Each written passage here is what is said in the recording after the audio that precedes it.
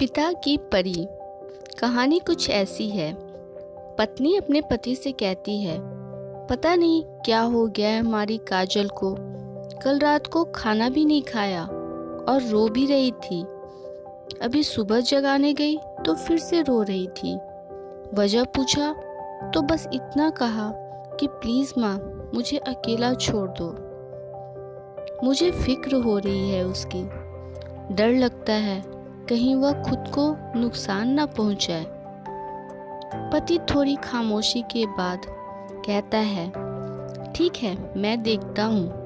इतना कहकर वह अपनी बेटी के कमरे में जाता है। पिता, काजल कैसी हो बेटा?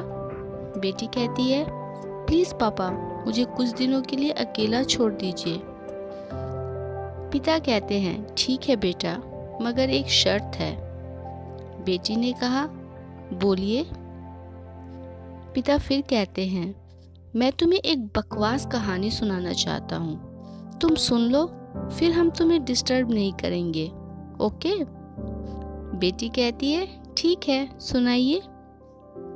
पिता कहते हैं, आज से करीब 20 साल पहले एक राजा हुआ करते थे, बेहद अमीर। उनके 2 बेटे थे।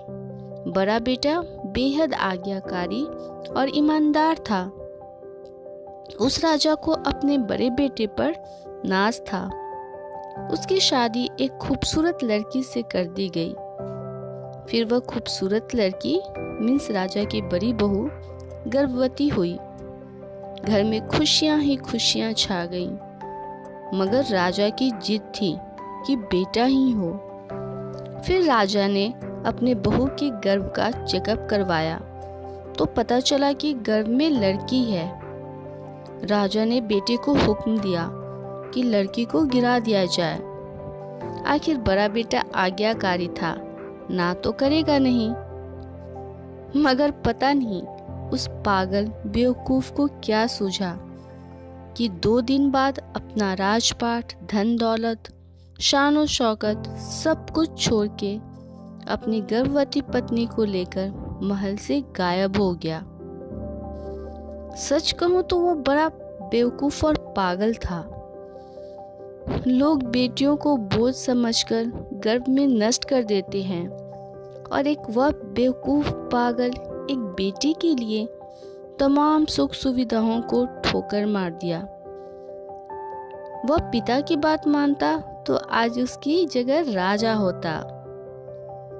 न जाने बेटी के लिए पागल वह पिता किस हालत में होगा।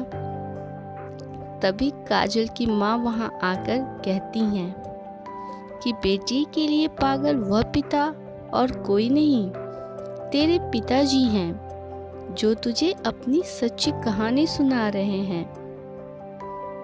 तू कहती थी ना कि मम्मी, नाना नानी को तो मैंने देख लिया। काश पापा अनाथ ना होते तो दादा दादी का भी चेहरा देख लेती। तेरे पापा अनाथ नहीं हैं। तू बड़ी होकर जिद ना करे दादा दादी से मिलने की, इसलिए तुझसे सच छुपाया गया। अखबार में इश्तिहार देकर तेरे दादा दादी ने बेटी को लेकर ही वापस आने को कहा। मैंने भी जोर दिया वापस जाने को, मगर तुझे गोदी में उठाकर तेरे पापा ने बस इतना ही कहा, जिस घर में मेरी प्रिंसेस की हत्या का फरमान निकाला गया हो, वहां एक पिता कैसे सांस ले सकता है। अब उस कमरे का नजारा अलग ही था।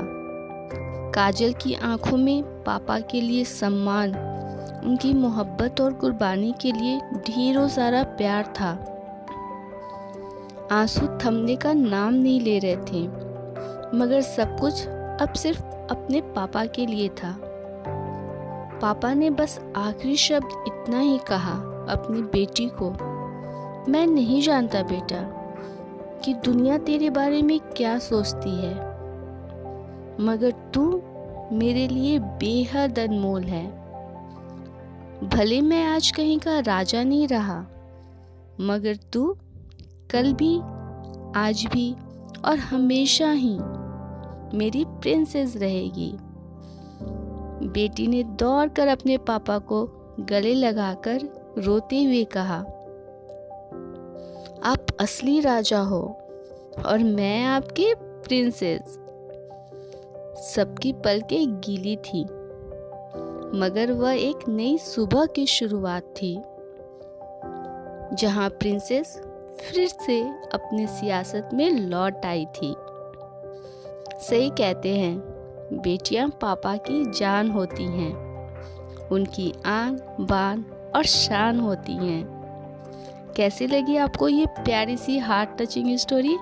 मुझे कमेंट में बताइए। आप किसे सबसे ज़्यादा प्यार करते हो, मुझे ज़रूर बताइए। और अगर अच्छी लगी हो कहानी तो मेरे चैनल को लाइक, शेयर और सब्सक्राइब कीजिए। मिलते हैं हमारे एक नए वीडियो में एक नई प्यारी सी स्टोरी के साथ। Bye bye.